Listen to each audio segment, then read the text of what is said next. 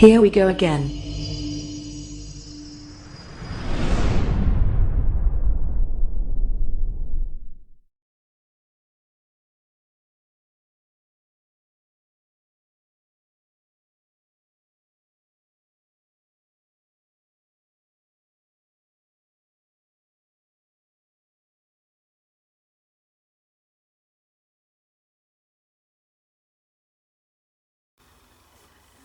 Welcome to Donuts in Space and part 2 of the USS Voyager rebuild. As you guys know, I've not actually been around for a little while. Unfortunately, I've had a little bit of a bad time of it, to be fair. Medically wise, it's not been my neck that's been the cause of the problem this time. If anything, now I'm receiving the right treatment, my neck is really getting better, to be fair. It's never going to be 100%, that's for sure, and I'm always going to need treatment every 3 months for it, but hopefully, keeping fingers crossed, the neck is just going to keep on improving, and hopefully, if I'm lucky, I might be able to get back to work later this year. Medically wise, I've had a bit of a bad bout of issues, to be fair. It kind of all kicked off at the end of February, beginning of March, where I had to have 2 sebaceous cysts removed, which was a bit of an experience because that was all done under a local anaesthetic, and it is a bit of a weird feeling when you can actually feel the surgeon rooting around inside of you to remove cysts but not feel any pain. It's just a bit of a weird sort of sensation, really. Unless you've had anything done like that yourself, I don't know whether you'll be able to understand what kind of feeling it is, to be fair. It's just a really weird one. But then a little bit after that, not related to it, I caught a bladder infection. And that set in really, really quickly as well. I went out on a Saturday night to help celebrate my brother's partner's 50th birthday. That was fine. Woke up on the Sunday morning. Had a hell of a job peeing. And what was coming out was full of blood. And a hell of a lot of it as well. So I had to go down to the hospital. I was admitted into hospital. We got that sorted out. My white blood cell count went back down to normal. Everything was tickety-boo. So I come home. Within a day and a half, I wasn't feeling very well, so I called the doctor. The doctor told me to get my backside down to the hospital again, so I duly did. And after a couple of blood tests, it turned out to be that I had sepsis. And it was caused by my prostate gland. So the thinking was it was the bladder infection that kind of set that off, which then caused the sepsis. Luckily enough, even though it was a really bad case of sepsis, luckily enough for me, I didn't have any limbs cut off, which is a good thing because that can actually happen with sepsis. But nevertheless, it was a really bad case. Even the consultant had said that it was one of the worst cases they'd seen for quite some time. So yeah, that kept me in hospital for a little while as well. I was being treated with massive doses of antibiotics. When I was released from hospital, I was told it was going to take up to sort of 6 weeks to get better from that, tiredness, etc., because it apparently does really knacker you out. But yeah, it's taken me a bit longer. I'm still having little niggly side effects from that, and that's about 10 weeks down the line, I think now. But yeah, I mean, that's improving quite a lot. And then, I mean, to be fair, within a couple of days of being out of hospital, I was busy planning our wedding. We got married on the 31st of May, which also happened to be my 50th birthday. So that was it was a really good day. Loads of family come down, loads of friends come down. We had a really good day, actually, to be fair. And then we had the obligatory honeymoon. We stayed in the UK because we couldn't afford to go away, but next year we're going to actually have our main honeymoon. We're going to go to Canada. I've been there a couple of times. Steve's never been, so I'll be able to show all of the lovely sights of Canada. And we'll also meet up with family that live out there and say hi to them, and also meet up with Dee's family as well that live in Canada as well. So that's going to be fantastic. We just need to save up for that now. But anywho, apart from that, at least now you know why I've not been around for a while. Let's get on to the kit, Voyager. As you know, I've already built this once, and in the first part of the video where I showed you all the 3D parts for this kit, I did explain what had happened to this one. And again, if you want a full in-depth review of this kit, then I would say go and view part 1 of the USS Voyager build that I did, I think 4 or 5 years ago, maybe 6, I really can't remember, but that's still there. So I'm not really going to do a kit review of this one. All I'm going to do is just going to show you the some of the parts that are going to need to be modified for this kit to actually do what we need to do with it. There is a resin kit that Green Strawberry do for this, and I'm actually now kind of 70% certain that I'm going to be buying that, because it's just going to help me a great deal. So I'm not really going to need to have to scratch build a whole lot as I did with this the previous kit. So let's get some of the stuff out the box, and then we can have a little look. I'll just take them out a few bits at a time, really, to be fair, and get them on the bench. So if we just take a look at the saucer section, upper saucer, or primary saucer, or whatever you want to call it. The biggest thing on these, really, to be quite fair, is actually the windows. Last time I actually drilled out all the windows and lit every single one of them up, which I shouldn't have really done, to be fair. So this time round, I'm going to open up about 55 to 60% of the windows, and the other ones I'm just going to leave as they are, and then just paint them black. And then we just have like 55 to 60% of the windows lit up. So the biggest things that we're going to need to do for this kit, really, is the airlock here. This part is, well, it's too narrow, and this part here should really be almost butted up against the edge there. So we need to deal with that. We need to sand off all the details down there, these little squares, get them off, as we got the photo etch to replace those. All of the details on top of here need to be replaced as well with the photo etch. We've got a 3D printed part for the bridge as well, and also the ready room and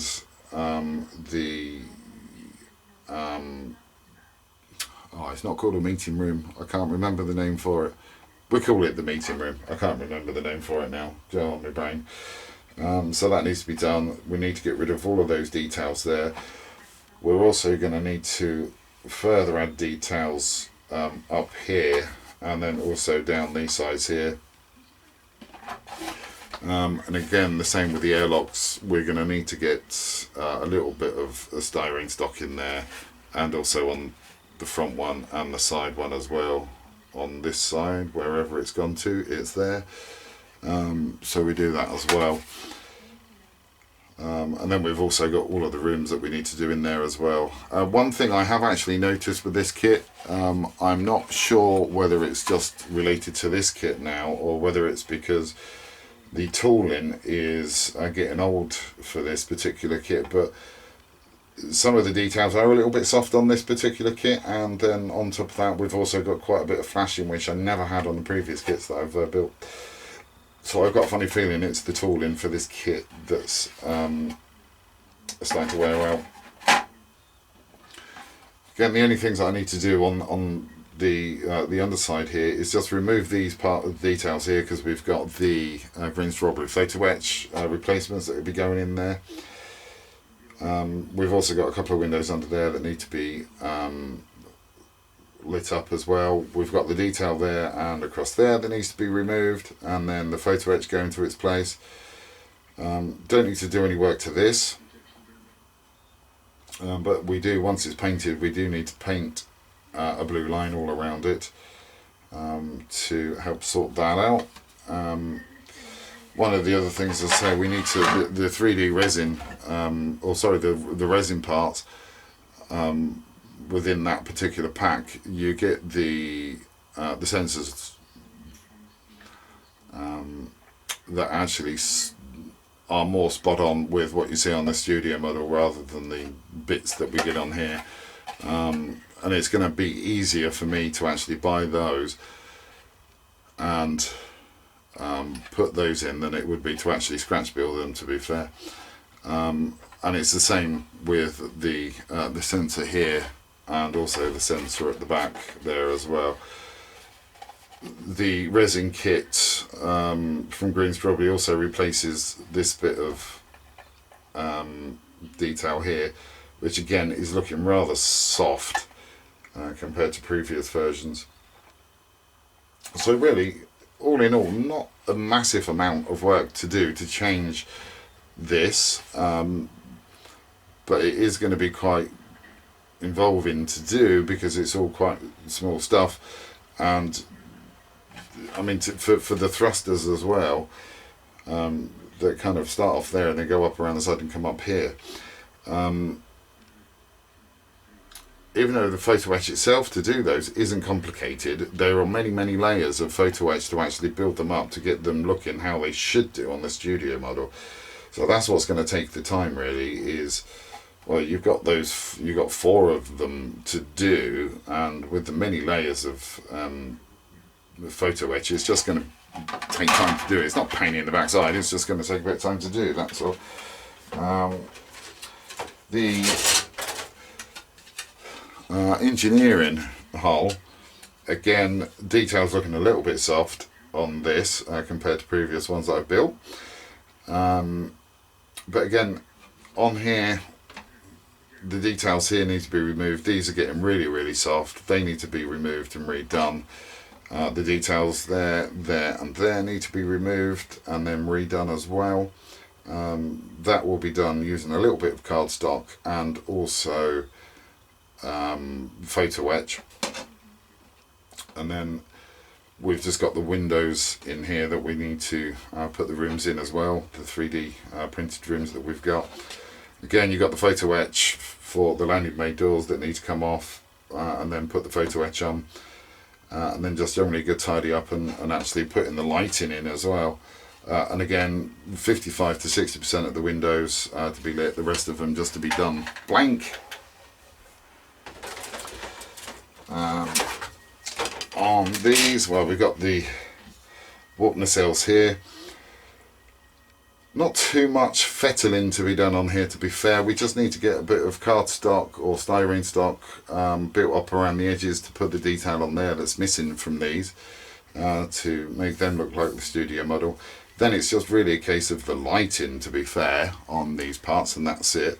None of these parts will be used because we've got a 3D printed shuttle bay, and then the rear bulkhead and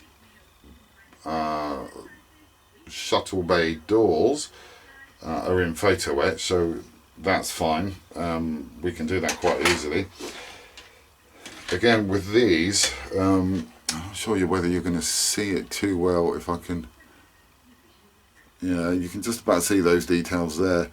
Last time I actually scratch built those details, but you actually, with the green strawberry resin set, you actually get those pre-done. So all you need to do is just remove those details and glue on the resin parts to compensate.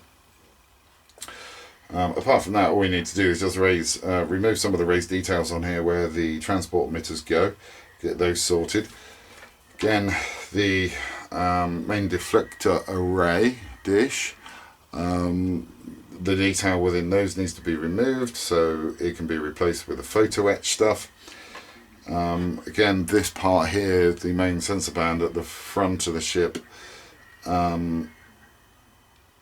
there's a resin part for that, so we can either use that or the resin part, depends really.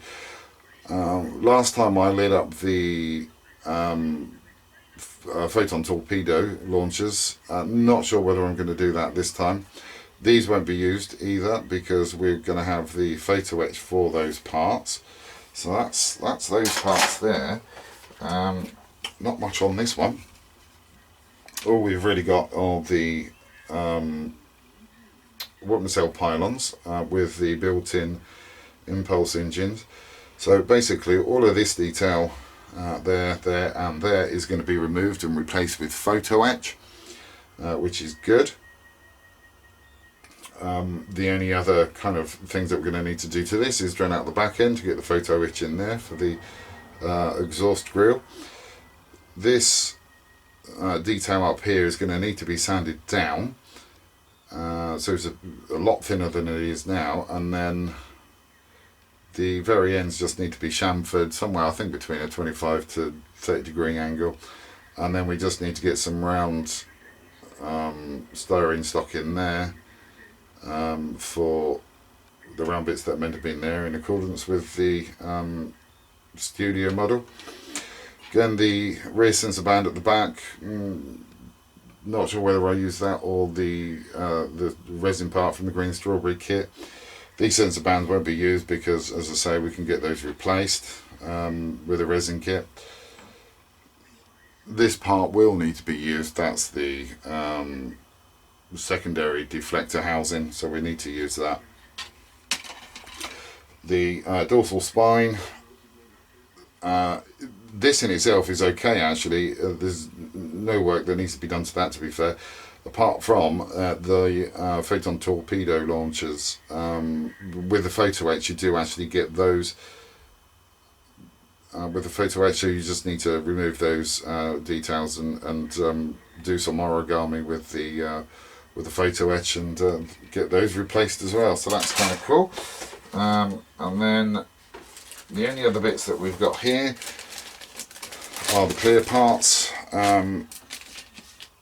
Again, on here we're not going to be using the windows because they're too distorted, to be fair, and you're not going to be able to see any detail through those, so I'm going to use the, I think it's called PGTF for the windows, as I used on the last one that I built on the channel. The chiller grills, well, they'll just be painted with the clear blue on the inside and then thinned down copper on the outside to simulate what they should look like. And then with the Bassard scopes, I'm not sure, to be fair, whether I'm going to paint these red or whether I'm going to use red LEDs. Not really sure at the moment, to be fair. If I use the red LEDs, then all I'll do is I'll sand these down to diffuse them, and that'll help. And again, on here we've just got the chiller there, the windows that we won't be using, and this part we will be using. The raised ribs on this will need to be painted orange, so that means masking the whole of this off. To do that, I've done that before. It took about an hour and a half to do, I think, to get all of the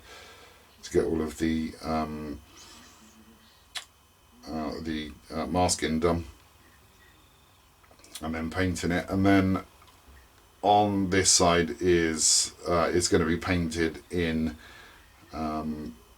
clear blue as well.